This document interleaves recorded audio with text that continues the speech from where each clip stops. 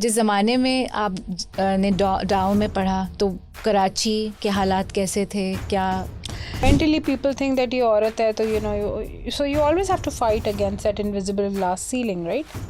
You always have to prove कि extra कि आपको थोड़ा सा extra करना पड़ता है, लेकिन अब तो खैर I am really pro at it. And then I'd like you to shed some light on the zoo task force that you mentioned. वो मुझे बहुत intrigue कर रहा है. But let's talk about the cancer task force first. क्या काम है, क्या objective है? This time I felt that people were very vocal and like it's making a change. Ripples होने शुरू हो गए and women have started getting vocal about their own issues. So much of our life in बाहर के मुल्कों में काम करते हुए ज़ाहिर एक उलझन होती है वतन वापस आकर, जैसा कि इन्होंने अभी बताया, होती हैं उलझनें.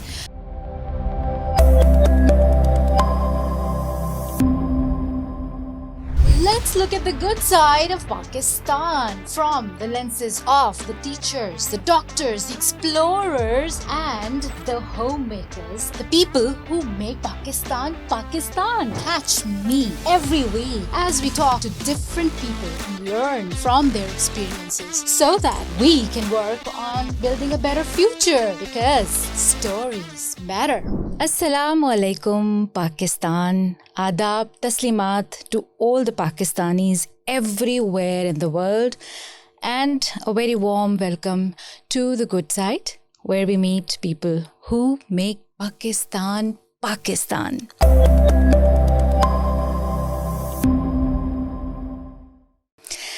आज बहुत मज़े की बातें होने वाली हैं. बड़े मज़े से हम अपनी पुरानी यादों को भी दोहराएंगे और आई फील कि आज जो हम बात करेंगे वो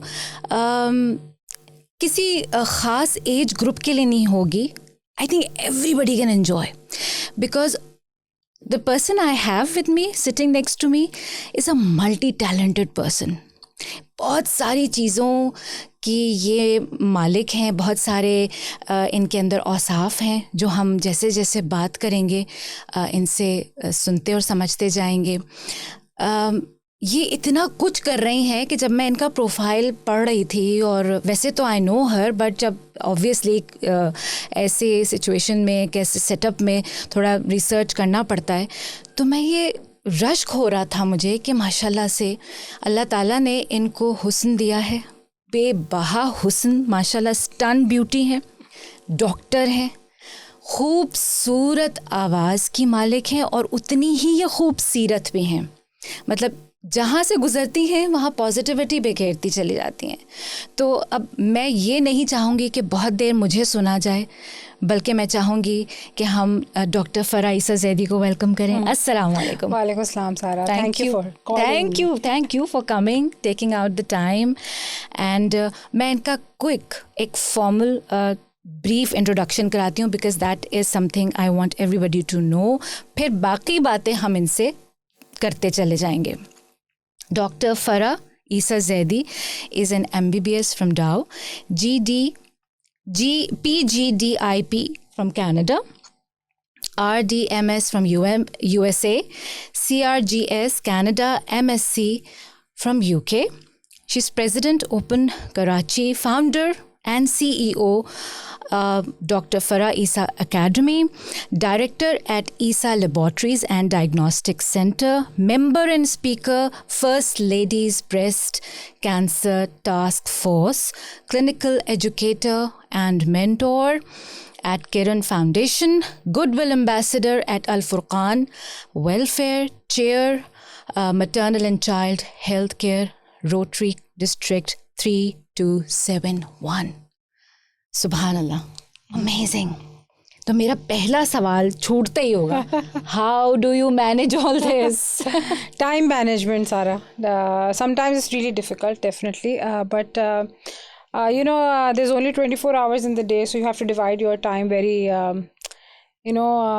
creatively. और फिर ये कि हाँ, creatively के अलावा ये कि I think क्योंकि इंसान अगर हिम्मत रखे तो उसको बहुत सारी चीज़ें कर सकता है accomplish. अभी मुझे लगता है मैंने तो कुछ भी नहीं किया accomplish, तो obviously time permitting, definitely everything has a slot to work at. तो alhamdulillah, God is great. तो माशाल्लाह से विदाउट अल्लाह मियाँ's हेल्प तो नहीं कर सकते. मैं मेंशन करना भूल गई इस पूरे इंट्रोडक्शन में, शी इज़ अ मदर माशाल्लाह ऑफ 2 बहू, ज़ाहिर बेगम बेटी भी हैं, और इनके जो सिबलिंग्स हैं उनके साथ भी बहुत, I know they are very well connected, अपनी अम्मी का भी ख्याल रखती हैं और ख़ानदान में भी हर महफिल में मौजूद होती हैं बावजूद इन तमाम मसरूफियात के साथ. तो motherhood and then your profession and then your passion, मेरे ख्याल से singing, if I am not wrong. Passion तो फर्स्ट मेरा एजुकेशन है, to teach. Definitely singing is something that relaxes me and gives me, you know, that oomph for life. तो singing जो है वो I think it's part of my personality and you know it's inherent to me. अल्लाह ताला की तरफ से जो है वो गिफ्ट है, तो वो I use it, you know, as needed. But definitely I'm really passionate about education and, you know, educating the next generation of healthcare professionals. तो वो आजकल जो है वो I'm you know trying to do as much as I can. That I see. I follow you very closely. मुझे याद है मेरा जो बेटा है दूसरे नंबर का, he is also a doctor. तो फ़रा से मैंने एक दफ़ा हमें बातचीत हुई किसी महफिल में, तो मैंने उसको मिलवाया. मैंने कहा तुम इनके हाँ चले जाओ, ये जैमिंग वगैरह करती हैं अपने वहाँ पे और गज़ल की गायकी और माशाल्लाह इनका पूरा सेटअप है. तो इन्होंने कहा हाँ हाँ ज़रूर आओ, मगर पहले पढ़ लेना, पहले पढ़ लो, कुछ कर लो, पढ़ाई के बाद फिर ये सब कुछ होगा. तो मैंने कहा कितनी सही एडवाइस दी. बिल्कुल डिस्ट्रैक्ट हो जाते हैं ना असल में. म्यूजिशियंस का बेचारों का ये होता है कि वो obviously music is a art, not only an art, it's an educational process in itself, it's a school in itself and it doesn't stop. If you're serious about, you know, राग वगैरह अगर आपको करने हैं तो it's endless training, endless. तो obviously अगर आप इसको फर्स्ट ले लें तो you can't really carry on your education. और जब पैसे आते हैं और एजुकेशन के साथ आप स्किल हो जाते हैं तो फिर ये चीज़ तो साथ साथ चल ही सकती है आपकी, you know, because it's a life long process. तो और फिर बहुत सारे लोग होते हैं जो बीच में से रास्ता खो के अपना करियर सेट नहीं कर पाते, और करियर की तो विंडो सिर्फ एक ही दफ़ा मिलती है आपको. You know, you either can do it at that time or अगर आप boat is left. आपको ये नहीं पता कि आपको अपनी ज़िंदगी में जो कुछ आपने पढ़ा लिखा है उसको किस सिमत में लेके जाना है, then obviously you're lost.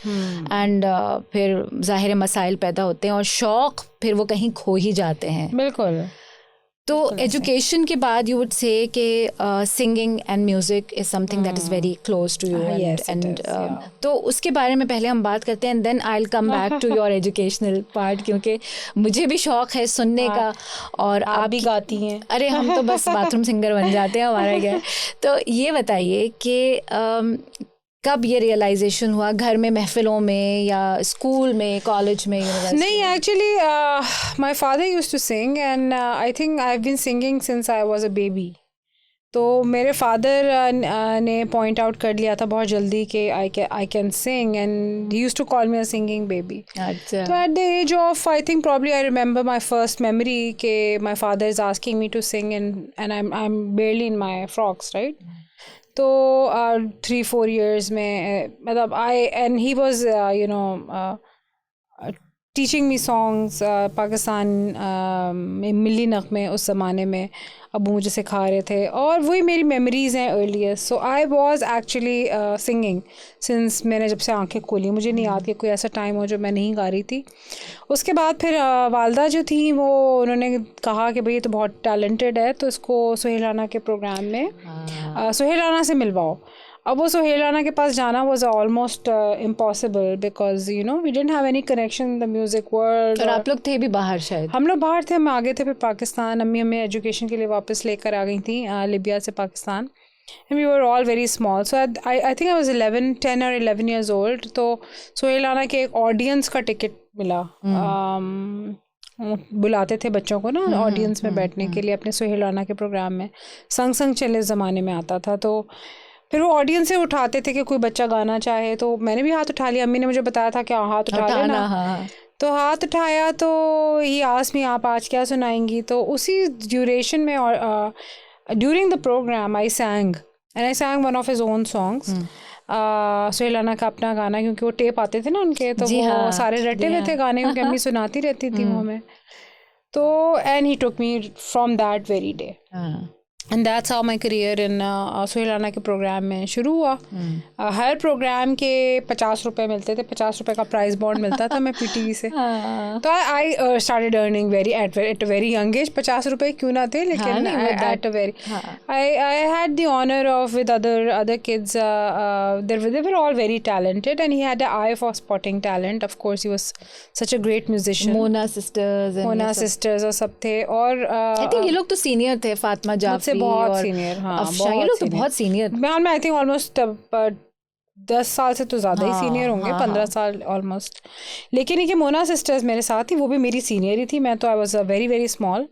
और लेकिन it was it's a wonderful time going to PTV at the peak of PTV. Yes, that was the peak of PTV. Looking seeing Shahnaz Sheikh, और उस ज़माने में वो नहाइयाँ शूट हो रहा था, क्या हो रहा था, हम बड़े फैसिनेटेड होते थे कि वो I'm sure. और she was so beautiful, you know. Even now she is. Marina Khan हम देखते थे जाके, you know, lot of things we used to do. And then so I went to presidency for 14th August many times. What an honor. हाँ, ज़ियाउल हक का ज़माना था और सफेद कुर्ता शलवार. हाँ, ज़ियाउल हक का ज़माना था. I got the pleasure to of meeting Ziaul हक साहब and जतोई साहब उस वक्त वो थे prime minister.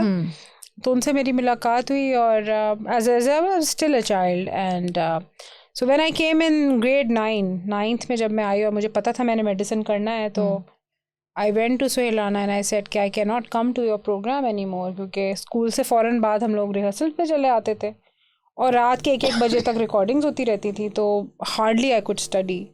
Same with everybody else. तो so I told him I won't continue. तो बड़े हैरान हुए कि तुम तो इतना अच्छा कर रही हो. मैंने कहा कि नहीं, I can't do it any more, because मुझे तो डॉक्टर बनना है, and my studies need. And it wasn't that my mother had told me या my father had told me, it was my own decision. तो that was the last time I was. और फिर उसके बाद वो बंद ही हो गया 5-6 महीने बाद ही, you know, something happened and सुहेलाना लेफ्ट फॉर कनाडा. तो ख़त्म ही हो गया था फिर. So you also lived in Canada. You must have connected.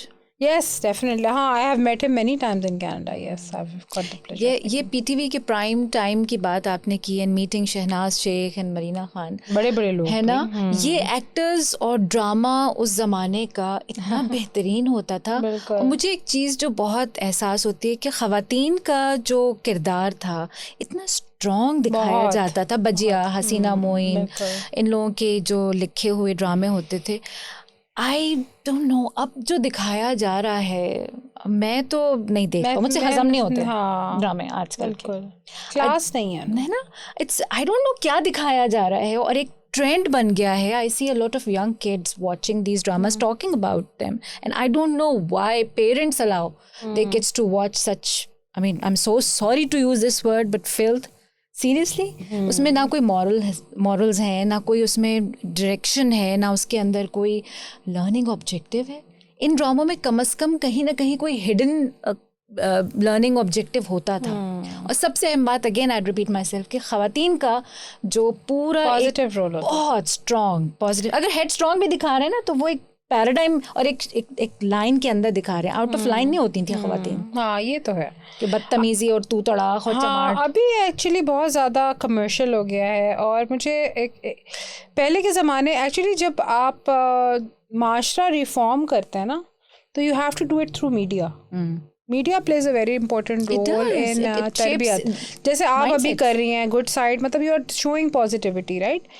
अब बाहर हम जाते हैं तो इतनी नेगेटिविटी हमें मिलती है. तो अगर हम ये नहीं दिखाएंगे लोगों को कि भाई पॉजिटिव चीज़ें औरतें भी कर सकती हैं, आप और मैं यहाँ बैठे में आज, तो हाउ वुड पीपल नो. लोग यही समझते हैं पाकिस्तान की. बल्कि मुझे याद है जब मैं कनाडा में थी तो डॉक्टर्स बड़े हैरान होते थे, you are from Pakistan, which village are you from. अल्लाह को देखी थी village, wait a minute, this is not right, you know. And I said I am not from a village, I am from a city. कहते English कैसे आपकी इतनी अच्छी है. मैंने कहा क्योंकि मैं कॉन्वेंट में पढ़ी हूँ. कहते वहाँ पे कॉन्वेंट्स भी होते हैं. मतलब उनकी जहन में तो you know you have to portray Pakistan according to what you are, you know. आपकी तो तरबियत जो आपकी हुई है, और you know we went to the best of the schools. माशाल्लाह हम लोग की पूरी फैमिली में English is like second language to us, first language भी कह सकते हैं क्योंकि हम लोग मतलब अपनी डेली यूज़ में यूज़ करते हैं. लेकिन it wasn't like we struggled with it right when we got abroad, तो कि कभी प्रॉब्लम हो हमें इंग्लिश बोलने में, लेकिन उनके जहन में है कि हम बहुत बैकवर्ड लोग हैं. अच्छा, ये जो जैसे आपने कहा कि जहन साजी करता है मीडिया, तो जो कुछ हमें इस वक्त दिखाया जा रहा है, और ज़ाहिर है यूट्यूब पे भी हमारे ड्रामे मौजूद हैं, तो उसमें ख़वातीन को या घर का माहौल, सिर्फ सासें जो हैं वो मार कुटाई, लड़ाई झगड़ा, मियाँ जो हैं वो जुल्म और तशद्दुद करने वाले हैं, और ये I don't know why this is becoming a trend or why commercialized इस बेस पे किया जा रहा है. ऐसी चीज़ों को क्यों नहीं हाईलाइट किया जाता? जैसे किरण फाउंडेशन में जो वो मैं सबीना खत्री काम कर रही हैं, कितना ज़बरदस्त काम कर रही हैं, बिल्कुल रेवोल्यूशनाइज कर दिया है उन्होंने. और and she is so simple, yes, straight forward. बिल्कुल. बहुत सारी ख़वातीन हैं, बहुत सारे जेंट्स हैं, बहुत सारे इस वतन के बेटे और बेटियां हैं जो मज़ेदार, ज़बरदस्त, धमाकेदार काम कर रहे हैं. हाँ, हमारे यहाँ कमी नहीं है लोगों की. जो writers are also writing what they're told to write. Writers वो नहीं लिख रहे जो उनके दिल से आ रहा हो शायद, और राइटर्स हमारे यहाँ वैसे भी बहुत कम, अदब तो बिल्कुल ख़त्म ही होता जा रहा है. राइटिंग हो, शायरी हो, गज़लें, कहानी लोगों ने छोड़ दी हैं. तो वो जो कल्चर है ना, जो हमारा कल्चर हुआ करता था, वो अब है ही नहीं वैसा. गज़ल से मुझे याद आया कि आई डोंट नो कि अगेन आई वुड से कि ये जहन साजी वाली बात है कि जब हमारी शायरी में कुछ इस तरह के अल्फाज आ जाएं कि कहानी सुनो और तो अब वो हर बच्चा गा रहा हो. तो वरना एक ज़माने में आई रिमेंबर के नूर जहाँ की तू मेरे, क्या है वो गज़ल, तू मेरे संग, नहीं मैं तेरे संग कैसे चलूं सजना. ये गज़लें, अच्छे कलाम, अच्छे गाने आम हुआ करते थे. नैया नूर की अभी हम बात कर रहे थे. बिल्कुल. जले तो जलाओ गोरी, प्रीत का अलाओ गोरी. मतलब इसमें आजकल के बच्चों को समझ में ही नहीं आएगा क्या बोल रहे हैं, क्या, क्योंकि उर्दू इतनी वीक होती जा रही है जनरेशन में. अब जो जनरेशन है उनकी उर्दू इतनी ख़राब है, इंक्लूडिंग माई किड्स. मतलब मेरे बच्चों की भी उर्दू, मतलब मुझे बड़ा अफसोस है कि उनकी. और फिर ये होता है कि किस तरह से बेहतर की जाए. अब आप ड्रामे उनको दिखा नहीं सकते, मूवीज़ उनको दिखा नहीं सकते, क्या दिखाएं. मतलब आप स्कूल में जो पढ़ लिया सो पढ़ लिया. स्कूल में भी सिर्फ ओ लेवल्स या मैट्रिक देने के लिए पढ़ते हैं, फिर वो किताबें. मैं अभी जुनैद ज़ुबैरी साहब आए हुए थे पिछले दिनों, उनसे बात हो रही थी, तो मैंने कहा इसमें बहुत बड़ा कंट्रीब्यूशन है नापा का, बिल्कुल, और आई थिंक आर्ट्स काउंसिल का, कि उन्होंने यंग जनरेशन को अपने साथ में ला लिया है. जो drama festivals, theatre festivals, young directors festivals हुए हैं. एटलीस्ट मेरे तो जो बच्चे हैं, मेरा सबसे छोटा वाला जो है उस 12 years old, वो भी जाके ये तमाम मुशायरे, मुज़ाकरे, ड्रामे देखता है. I let me tell you without any exaggeration, उसकी उर्दू सिर्फ इन चीज़ों को देख के बेहतर हो रही है. उसको शोरा को सुनने में मज़ा आता है. He looks forward to YouTube channel जहाँ पे मुशायरे हो रहे हैं. अच्छा, माशाल्लाह. और वो पूरे मुशायरे, मुझे तो नाम भी नहीं पता, उमैर नाज़िश, शब्बीर नाज़िश और पता नहीं कौन अम्बरीन हसीब अंबर, जो सहर अंसारी की साहबजादी हैं, वो तमाम नाम जो हमने बहुत देर में सुने, वो मेरे उस बेटे को याद हैं, वो हमें बस पर कराता रहता है. तो ये this can be done and there is hope. And institutions like NAPA and Arts Council are doing wonders. They are. Really, hats off to them. Acha, Farah, coming back to motherhood. Your kids see you managing all of these activities, pursuing your career as a doctor, education, and then obviously your me time with your singing. So I think things are very easy for you there.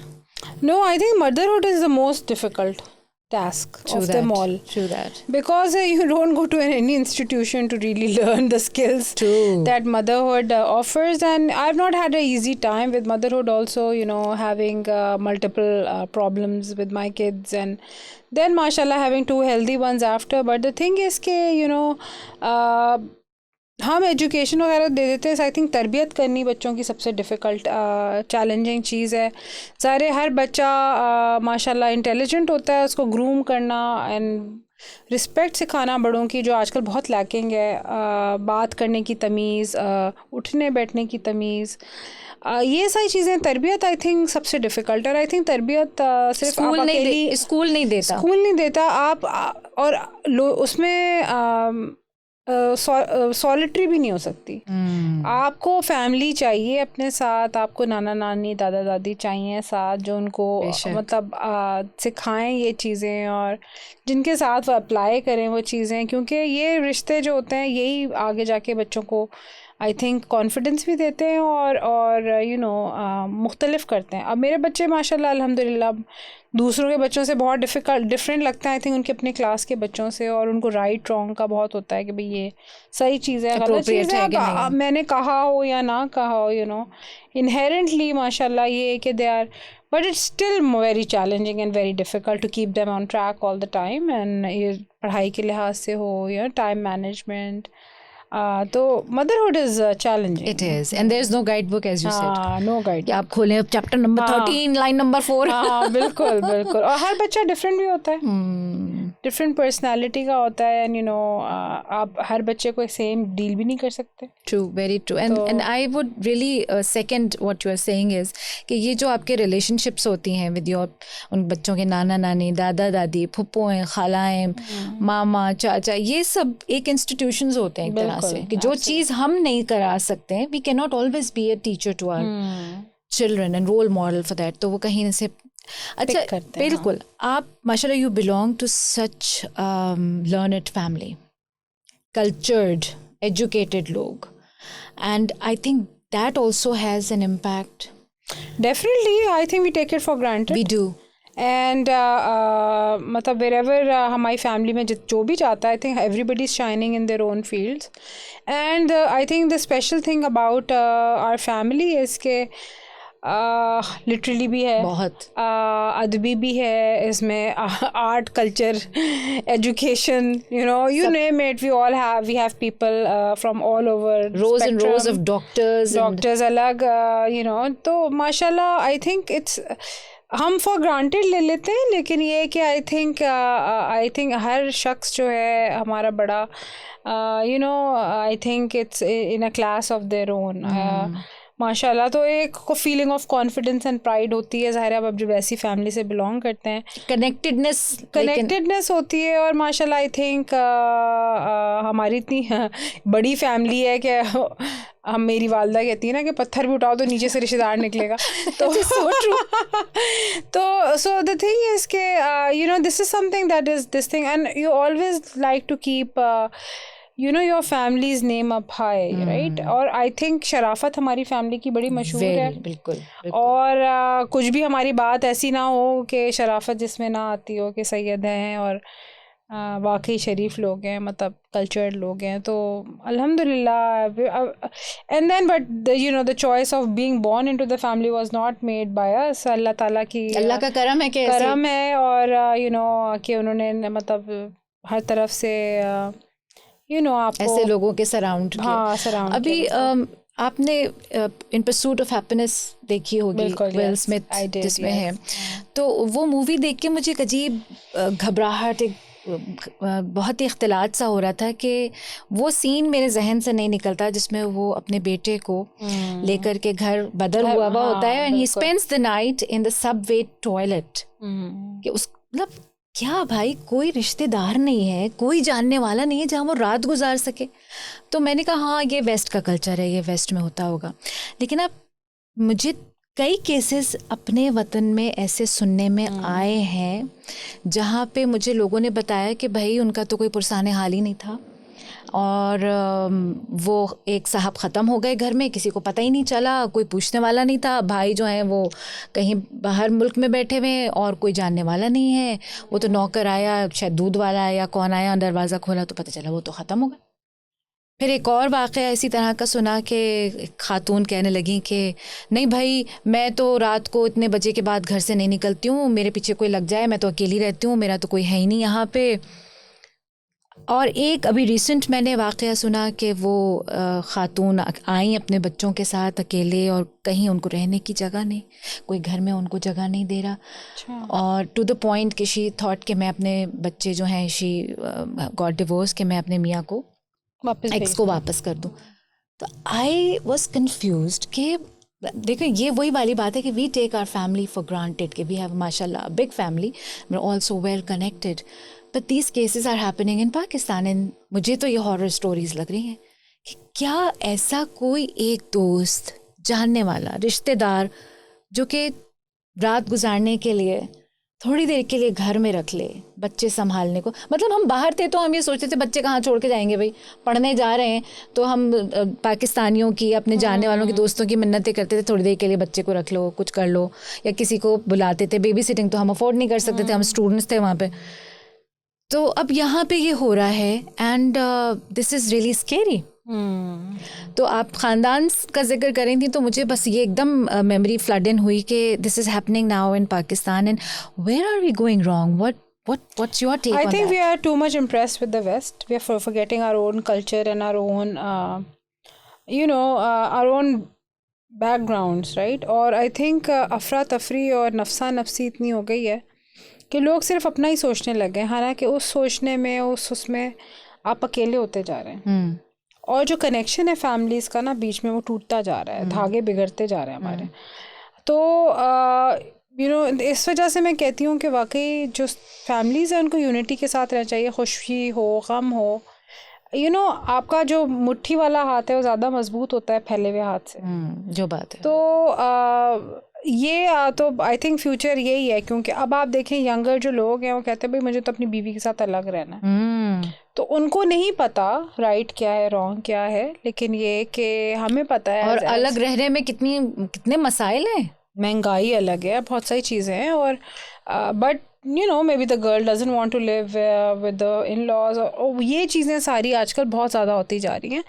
और ये इसमें तरबियती की बात आती है, ज़ाहिर है वालिदैन का एहतराम। बहुत सारे मैं ओल्ड होम्स में जाती हूँ वॉलंटियर करने, आप यकीन करेंगे कि जब आप देखते हैं वहाँ पे इतनी एजुकेटेड फैमिली से लोगों को छोड़ा हुआ है, वालिदाओं को अकेले, अब्बाओं को अकेले। और एक ख़ातून से मैं मिली, उन्होंने मुझे कहा कि मेरे बेटे ने कहा मुझे अभी अगले हफ्ते आके ले जाएगा। अल्लाह। नेक्स्ट वीक में गई, उसने कहा नहीं वो अभी नहीं आ सकता, उसने कहा दिसंबर में आके ले जाएगा। तो उनको इस आसरे पे रखा हुआ है कि वो कह रहे हो आके मैं आ रहा हूँ, मैं आ रहा हूँ।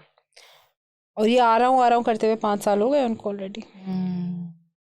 अच्छा, तो ये तो मैंने आपके उसमें पढ़ा ही नहीं कि you are volunteering in. I volunteer in a lot of places, I try to do lot of things, but क्या क्या लिखे बंदा उसमें।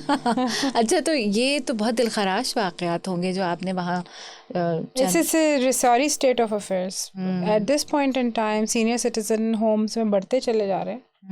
और बच्चे आके छोड़ देते हैं दरवाजे पे, कहते हैं हम तो रख नहीं सकते, हमारी कुछ की बीवियों ने इतना मारा है कि मतलब बेटों के सामने कि they're traumatized for life। तो इतनी चीज़ें देखने को मिलती हैं कि it becomes very difficult and very challenging to see these things। and आप खुद भी उस तरफ जा रहे हैं, हम we are not getting any younger also, right? and आप बस pray कर सकते हैं अल्लाह ताला से कि भाई at the end of the day बेशक अल्लाह ताला पूरे उसमें उठाए और बीमार चलते हुए हो और बीमारी की हालत लंबी ना हो और कोई आपके साथ हो उस वक्त। बिल्कुल।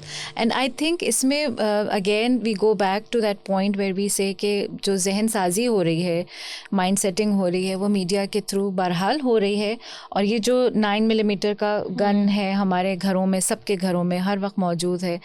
मैं अक्सर वालिदैन से जो स्कूल में भी आते हैं और वैसे भी किसी भी फोरम पे बात होती है तो मैं कहती हूँ देखें ये बहुत बुरा हुआ है जो हमारे घरों से हमने बड़े टेलीविजन्स निकाल दिए। जो लोग ये बहुत प्राइड लेके कहते हैं हमारे यहाँ तो टीवी है ही नहीं। भाई आपके यहाँ टीवी नहीं है ना, आपके यहाँ ये लाजमी होगा, शर्तिया होगा या वो टैब्स होंगे।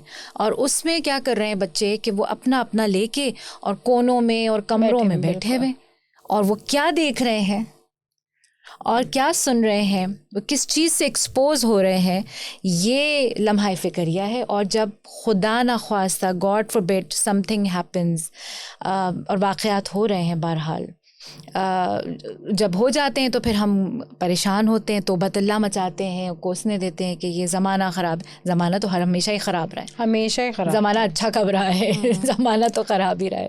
बिल्कुल। अच्छा, let's now go back to education.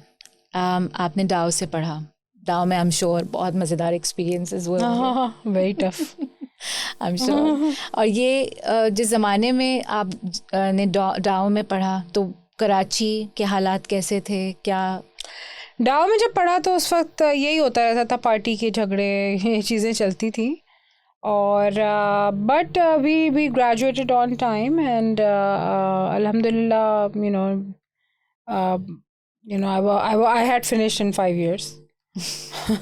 Luckily, one of those lucky batches. क्योंकि हमसे सीनियर बैचेस को तो काफ़ी साल, 1-2 साल आगे ही वो ख़त्म किया उन्होंने, लेकिन ये कि I finish right on time. और फिर MBBS करने के बाद जो है वो हाउस जॉब करी 1 साल की डाउ में, सिविल हॉस्पिटल में। और फिर उसके बाद बीच में ही शादी हो गई थी। And then I move to Canada in 2000। Canada जाके US असेंबली वगैरह का तो आइडिया था, तो US असेंबली की पहले से मैंने प्रेप शुरू कर दी थी, सोचा था कि US चले जाएंगे उसके बाद। लेकिन my husband loved Canada and he didn't want to go to the US, तो I start preparing for the Canadian exams. And then माशाल्लाह अल्लाह ताला के करने से I finally got in and started working at the downtown hospitals, जहाँ पे मैंने 14 years काम किया रेडियोलॉजी में। और हाई रिस्क मैटरनो फीटल क्लिनिक्स में काफ़ी मैंने अपना टाइम डेडिकेट करा। तो यूनिवर्सिटी ऑफ टोरंटो में टीचिंग वगैरह का भी मौका मिला। और 14 years तक करने के बाद उसके बाद हम सऊदीया मूव कर गए। सऊदीया में I had gotten a job on my, I went left on my own visa, my husband went before me. And वहाँ पे मैंने मिलिट्री हॉस्पिटल में काम किया 5 साल। और फिर प्रिंसेस नूरा यूनिवर्सिटी, जो कि वुमेंस यूनिवर्सिटी है, one of the largest women's university in the world, तो उसमें मैंने काम किया 2 साल। और फिर न्यूज़ आई कि वालिद की तबीयत ठीक नहीं थी and I am the only daughter, तो I decided to move back to Pakistan, to be with my parents. And we had a huge business going on, तो मेरे भाई की तरफ से हमेशा प्रेशर रहा कि भाई आके हेल्प करो। तो I said चलो I'll do that, and be with my parents at the same time. तो I came to Pakistan in 2017. तो आते ही अबू की तबीयत तो नासाज ऊपर नीचे थी, तो I got to spend 4 months with my father and he passed away after that. And then I could have left, but I thought I'll stay back because of my mother. Okay. So then since then I've been here, and doing these various things around town. Let's talk about Isa Laboratories. Yeah. Mashallah, they're spreading all over Pakistan, everywhere. And इतने अच्छे से वहाँ पे इतने सारे packages होते हैं और हर तरह के लोग फ़ायदा उठा सकते हैं। तो इसके पीछे जो थॉट है, the force behind Essa laboratories, I think जो बंदा क्रिएट करता है, inception of the idea and name branding and working hard came from my father. My father started तो बेसिकली लिबिया में अबू थे और अबू was dean at university of Benghazi. तो लिबिया के हालात जब ख़राब हुए तो 1986 में ही came to Pakistan, and of 86 beginning of 87। And then Karachi university के स्टूडेंट भी थे, वो PhD तो उन्होंने US से की थी, लेकिन जो जॉब कराची यूनिवर्सिटी ने ऑफ़र की उनको तो was a few thousand rupees. And he had 5 of us. None of us were in professional colleges. We were all in school. मेरे बड़े भाई जो हैं उन्होंने was barely 16. Oh. Barely. And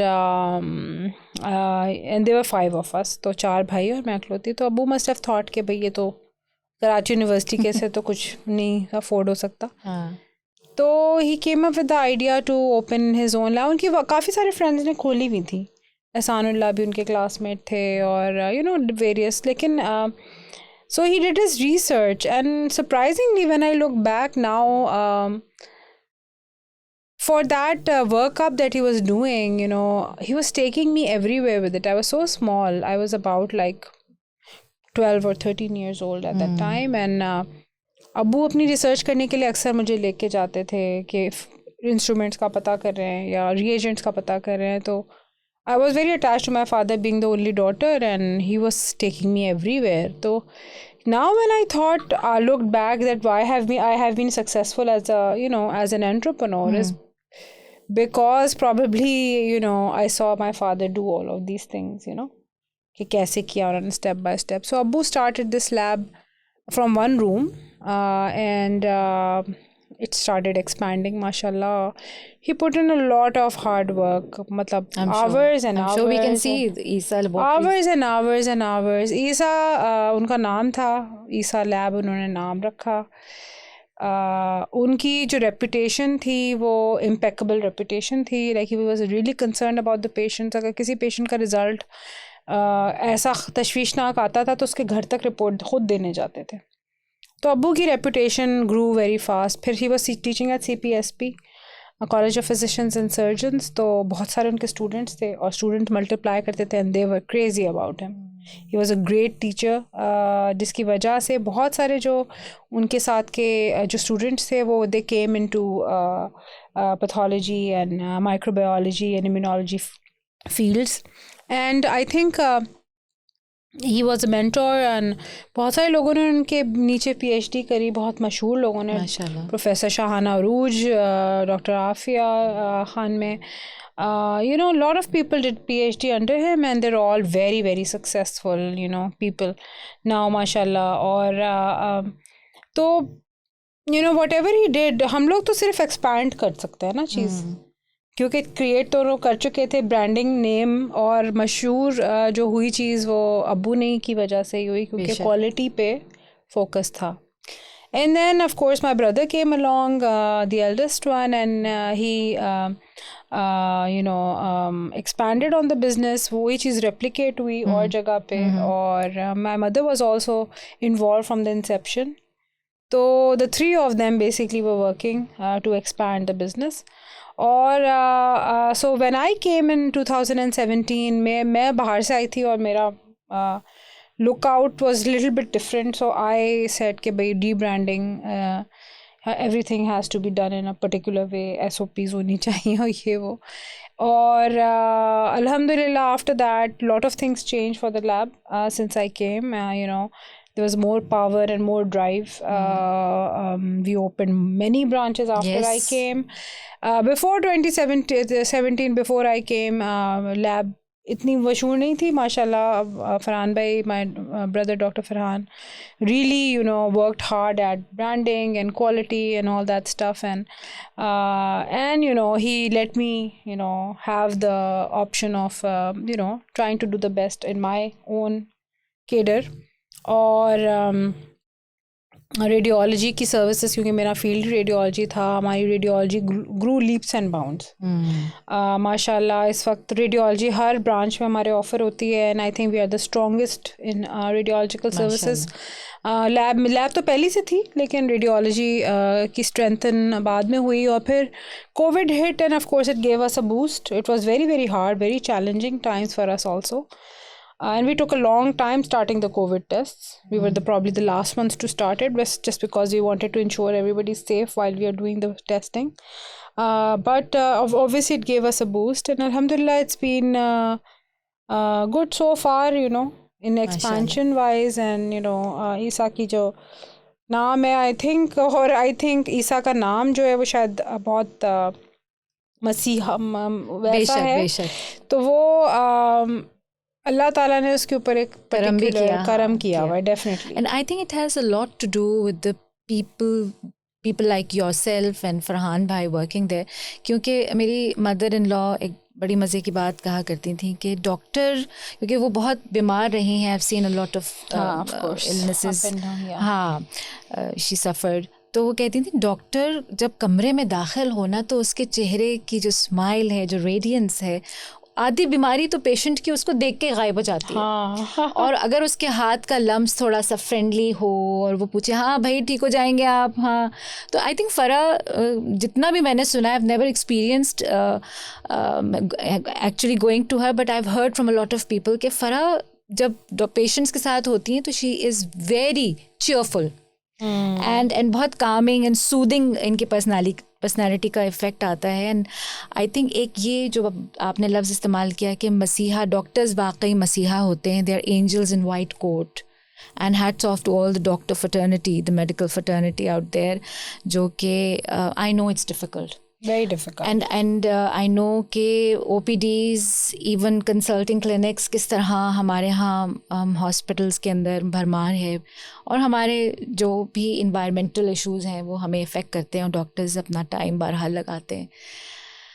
अब एक ज़रा सा मुश्किल सवाल है फ़रा, being a woman and in Pakistan running a business, looking after a business, or even being a director of an institute, there must be hardships and some hurdles that you have to face. Hurdles हमेशा आते हैं। आई think सारा सबसे difficult जो मेरी जो most challenging मुझे job, क्योंकि मैंने जॉब बहुत की हैं कनाडा में, मैंने मेरे ख्याल में 8 या 9 हॉस्पिटल्स में जॉब की है मैंने। सऊदी अरेबिया में मैंने दो डिफरेंट जगहों पे काम किया है, और पाकिस्तान में मुझे सबसे ज़्यादा चैलेंजिंग लगा काम करना। उसका रीज़न ये है कि यहाँ पे औरत को सीरियस नहीं लिया जाता। It takes a long time for you to make your mark, and people assume कि यू आर नॉट मतलब जाहिर इमोशनल हो जाएंगी। नहीं, I not only that, I think सारा ये फील करते हैं। पहली बात तो सबसे ज़्यादा ये फीलिंग होती है लोगों को कि आके सीट पे बैठ गई, यू नो, ये रियलाइज़ नहीं करे कि we have gone through an excruciating process on merit abroad where nobody gives you job कि आपका चचा कोई बैठा है या you know, so you do it on merit, right? So whatever jobs I had gotten were on merit. So I have been working for more than half of my life on merit. And when I came, I sat on a seat that I had on merit also. Not only it was genetic, you know, or inherited, but it was on merit. And I brought a lot of success to the lab. Lot of success being there and being a face of ISA.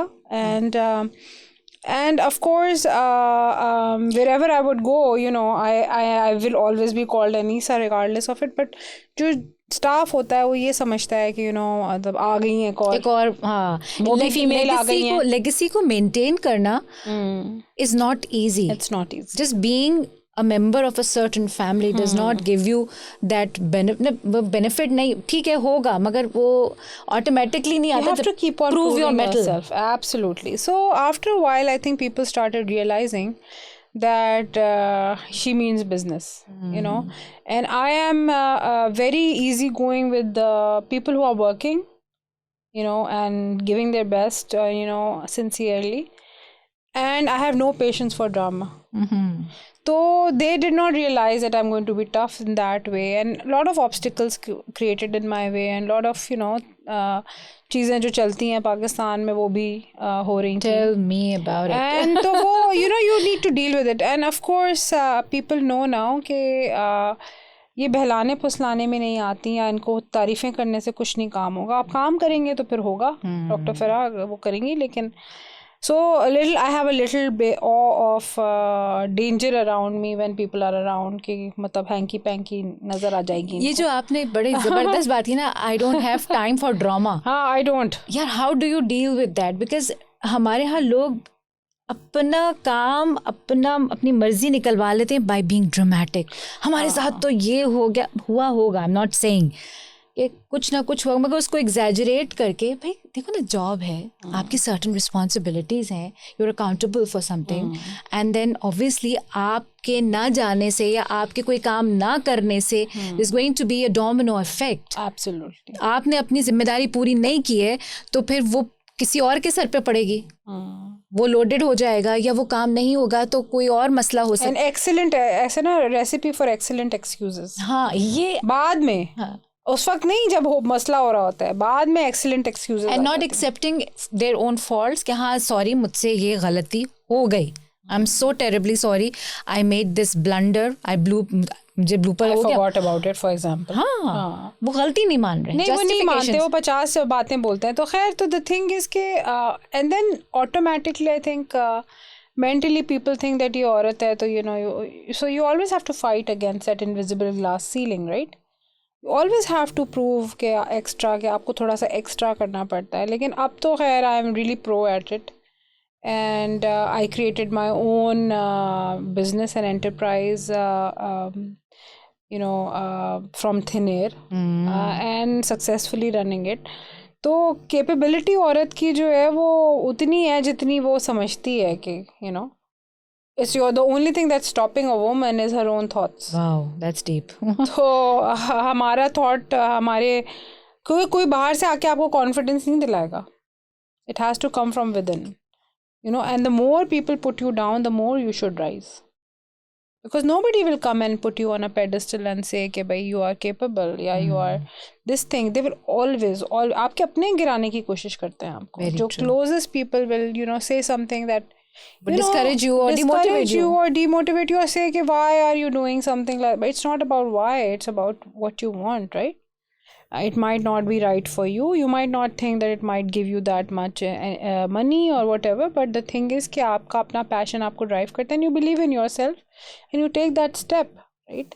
तो मेरे जो जितने भी ज़िंदगी के steps हैं, I have to say कि हर चीज़ मैंने अपनी वालदा से पूछ के करी. जब तक उन्होंने हाँ नहीं करी किसी बात की, मैंने वो carry out नहीं किया task. I think I have been successful because of that. बहुत दफ़ा तो ये कि मेरी मदर ने मुझे रोकी चीज़ें करने के लिए. Till she said yes, go ahead. तब तक मैंने अपनी अकेडमी में ईसा लैब के साथ शुरू की थी पहले.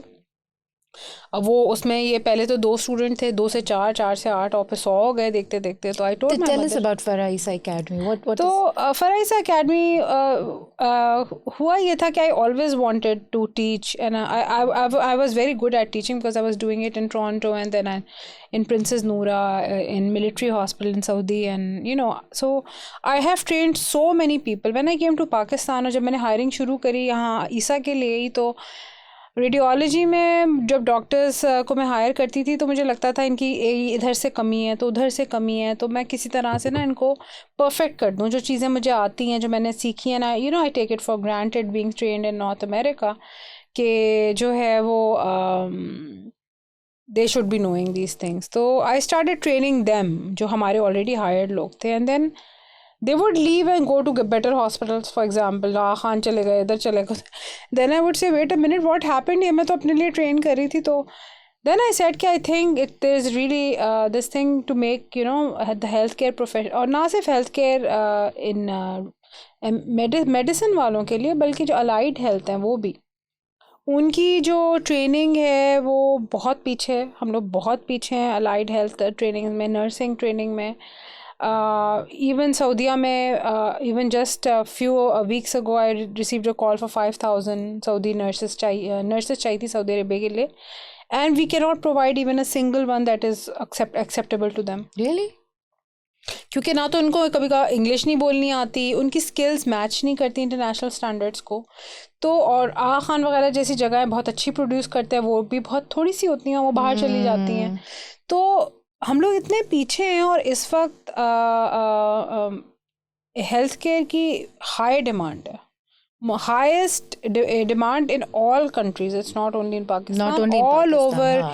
और मेरा ये एम ये है कि to produce health care professionals who are part to the international standards. Okay, mashallah. And who can work in Pakistan if they need to, they can go abroad if they need to. And constant churning हो healthcare professionals की, और ऐसे हों कि जब वो खड़े हों लाइन में तो सबसे पहले उनको प्रेफर किया जाए. अल्लाह ताला आपको बहुत कामयाब करे इस इरादे में, ये बहुत बड़ी बात है. So alhamdulillah, so many of my students have left. Many of them are working in big hospitals. Not Isa lab में तो कर ही रहे हैं बच्चे काम, लेकिन ये कि बहुत सारी अच्छे बड़े हॉस्पिटल्स में काम कर रहे हैं. And I am so proud of them. UK, Canada, US, like Middle East, they're everywhere now. And what is the criteria to? It depends on the program they are doing. So नहीं कि आपकी academy में दाखिले के लिए. हाँ, तो it depends on the program that they are going for. For example, ultrasound करें तो MBBS डॉक्टर्स होने चाहिए, या लैब टेक हैं तो इंटर हों या मैट्रिक हों, साइंस होना चाहिए उनके पास। फ्लेबॉटमी का कोर्स है, नर्सिंग, अब नर्सिंग का हमारा प्रोग्राम शुरू होने वाला है इंशाल्लाह फ्रॉम जनवरी। तो we will be you know first to be incorporating Canadian curriculum into Pakistani market. I'm the first one to be, starting a Canadian cross-collaborative program in ultrasound. Oh. That's starting from September 2024. We've already started taking enrollments. Or we've had like over 500 people interested in it already. अभी हमने market करना भी नहीं शुरू किया. Just by sheer posts कि मैं मतलब ले आई हूँ प्रोग्राम यहाँ पे, तो lots of things are happening because वो चीज़ नहीं करानी अब यहाँ पे जो यहाँ पे random training से कर रहे थे. You know, they should be curriculum based and skilled. When they leave the academy, they should be, you know, they should have the confidence in speaking, ethical, and जो skills उनको आती हों और जो personalities हों उनकी वो at par हों. जिंदाबाद, क्या बात तो है, फिर पाकिस्तान में रंग आएगा कि बाहर से जब पैसे आएंगे या you know हमारे लोग जब बाहर जाएंगे या यहाँ पे काम करेंगे तो क्वालिटी केयर तो देंगे कम से कम. बेशक बेशक, ये तो बहुत, अब ये मेरे ख्याल से डॉक्टर फ़राह ने इस वक्त जो बात की है ये उन लोगों के लिए I would really like to have them listen कि देखें पाकिस्तान में अपॉर्चुनिटीज़ हैं. A person who has lived so much of a life in बाहर के मुल्कों में काम करते हुए, ज़ाहिर एक उलझन होती है वतन वापस आकर, जैसा कि इन्होंने अभी बताया, होती हैं उलझनें, कदगनें होती हैं बहुत सारी, मगर there is always way out. And look at her, माशाल्लाह से she is now thinking of providing a platform and opportunity for our youth के आके सीख लें और अपने आप को किसी मकाम पे पहुंचा लें. So there is hope and there is opportunity. So don't say कि पाकिस्तान में कुछ नहीं है. नहीं, बिल्कुल, absolutely, and I think Pakistan is truly a land of opportunities. माशाल्लाह, But people have to learn to, you know, look at the positives instead of the negatives. मैं आप लोगों को इतना बता दूँ, पूरी दुनिया घूमने के बाद सारा आपने भी घूमी है. यहाँ पे आपको कोई ये नहीं कह सकता आप पाकिस्तानी नहीं है, लेकिन पूरी दुनिया में जब आप जाएंगे तो वो कहेंगे आप पीले हैं, नीले हैं, काले हैं. Very true. बल्कि मुझे तो लास्ट टाइम किसी ने कहा मैं ऑलिव हूँ, तो मैंने कहा ये ऑलिव क्या चीज़ होती है. फिर मैंने जाके निकाला गूगल पे ऑलिव कॉम्प्लेक्शन, तो पता चला वो स्पेनिश लोगों का जो होता है ना ऑलिव. हाँ, मैंने कहा पाकिस्तान में तो मैं गोरी थी, अब पता नहीं यहाँ पे आके मैं ऑलिव क्यों हो गई हूँ. तो लेकिन ये कि you will always be called that. You will never be, even if you speak English, we will never be called a Canadian or a British or a... Okay, this is so good. अच्छा फ़राह, अब हम इसको touch करेंगे जो आपका first ladies breast cancer task force है, and then I'd like you to shed some light on the जू task force that you mentioned. वो मुझे बहुत इंट्रीग कर रहा है, but let's talk about the cancer task force first. क्या काम है, क्या ऑब्जेक्टिव है? जो ब्रेस्ट कैंसर टास्क फोर्स है वो फर्स्ट लेडी का इनिशिएटिव है, और इसमें अक्टूबर के मंथ में काफ़ी ब्रेस्ट कैंसर अवेयरनेस सेशंस होते हैं. और बेसिकली हम लोग कोशिश करते हैं कि मैक्सिमम लोगों को, फीमेल्स मेल्स को एजुकेट करें डिफरेंट जगहों पे जाके. तो so I've been part of it for 3 years, but I started breast cancer awareness from Toronto क्योंकि मैं खुद रेडियोलॉजी में हूँ और ब्रेस्ट कैंसर डायग्नोस करने में बहुत हमारा हाथ होता है रेडियोलॉजी में. और I was actually very much affected when I used to see women, and especially younger women, suffering from it and, you know, passing away from it. So I started educating from breast cancer from there. I was, volunteering for Breast Cancer Canada and Foundation. And then even in Saudi Arabia I was doing it, and in Pakistan luckily I was added on to the task force. There are other people also in it. But she's doing a great job with it. और बहुत ज़्यादा जो है मेरा ये मकसद है कि क्योंकि मैं जो वो नॉट ओनली ब्रेस्ट कैंसर की अवेयरनेस देती हूँ, बल्कि मैं डॉक्टर्स को ब्रेस्ट कैंसर डायग्नोस करना भी सिखाती हूँ. तो वो तो मेरा अलग से चलता है, बोथ अल्ट्रासाउंड में या मैमो में, डायग्नोसिस के पॉइंट ऑफ व्यू से, रिपोर्टिंग के पॉइंट ऑफ व्यू से. एंड दिस ईयर माशाल्लाह was actually landmark year for me because I've completed 1,000 lectures for only breast cancer. Both awareness and, you know, diagnosis of breast cancer. And I felt like, you know, drop in the bucket to hai, lekin it was landmark for me ke, you know, counting down to 996, 997.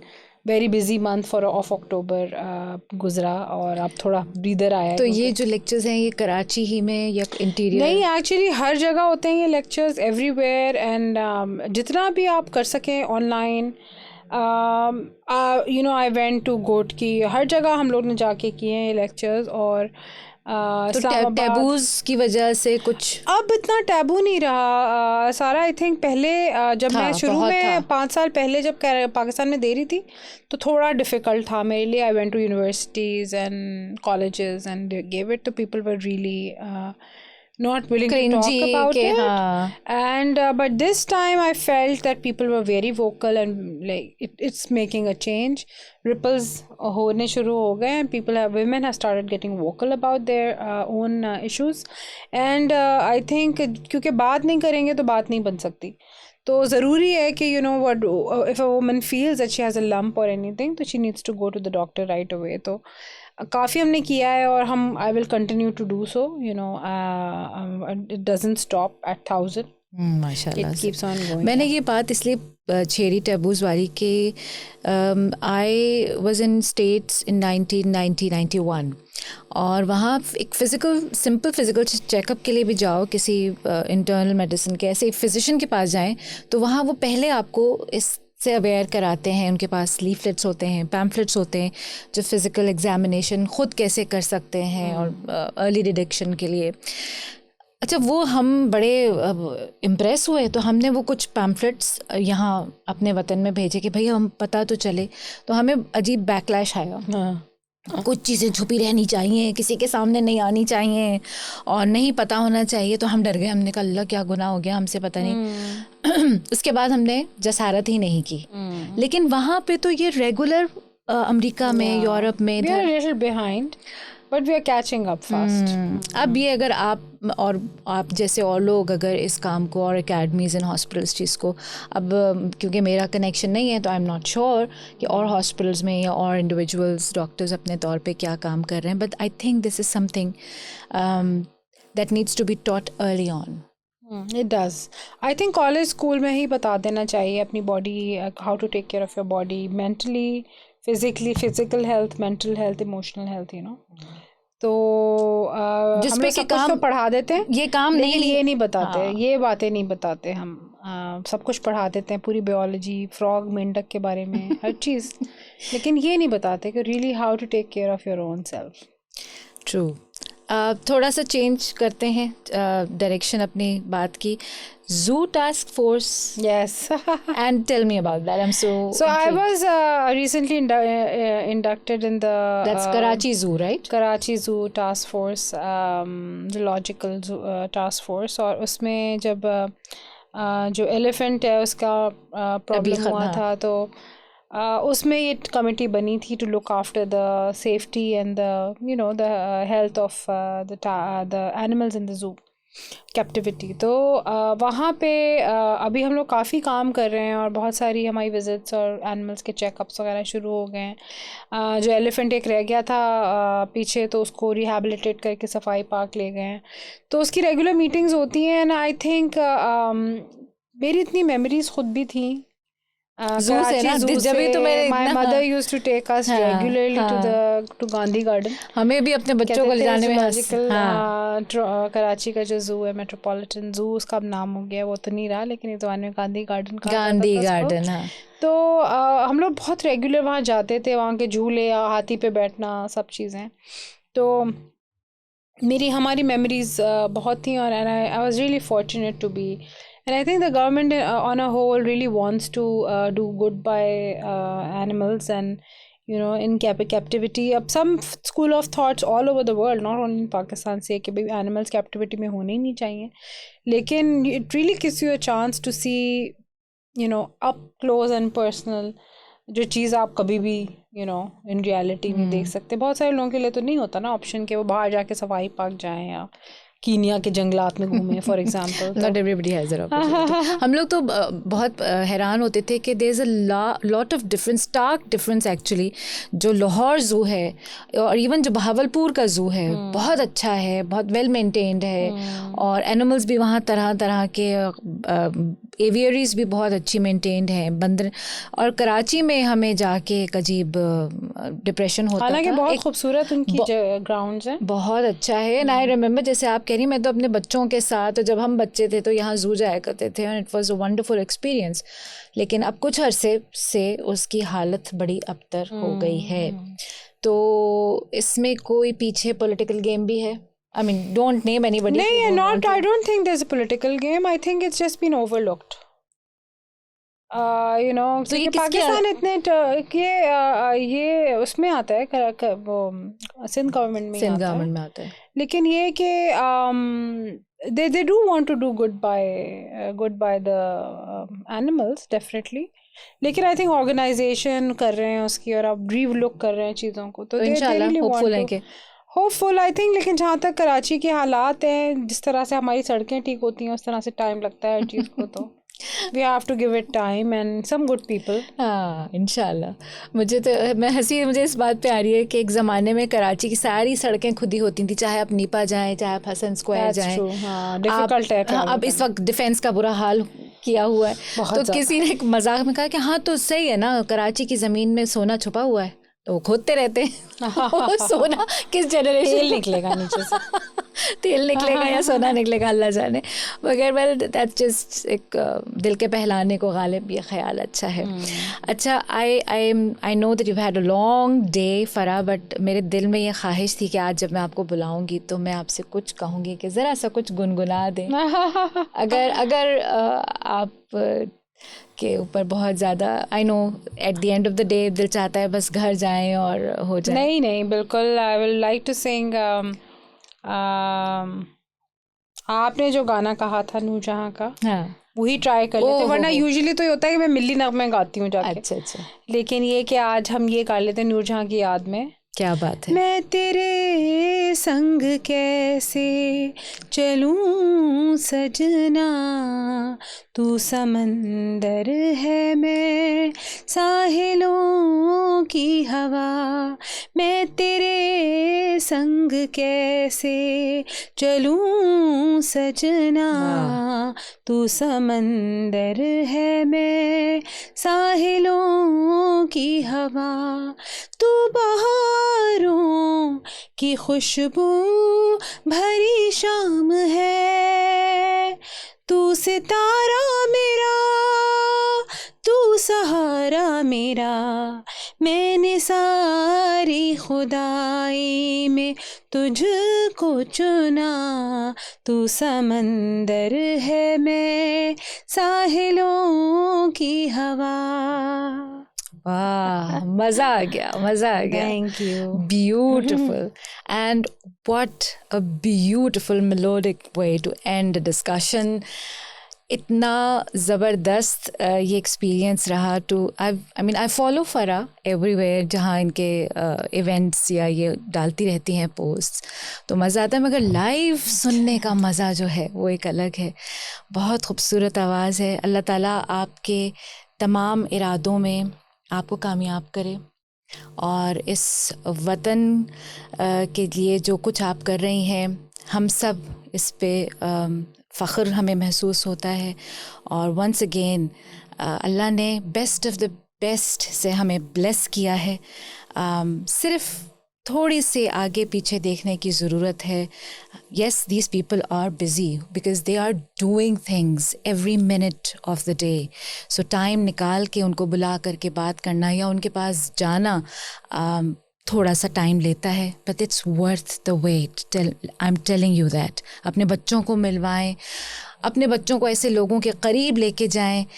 These are the people who are going to bring Pakistan its real meaning.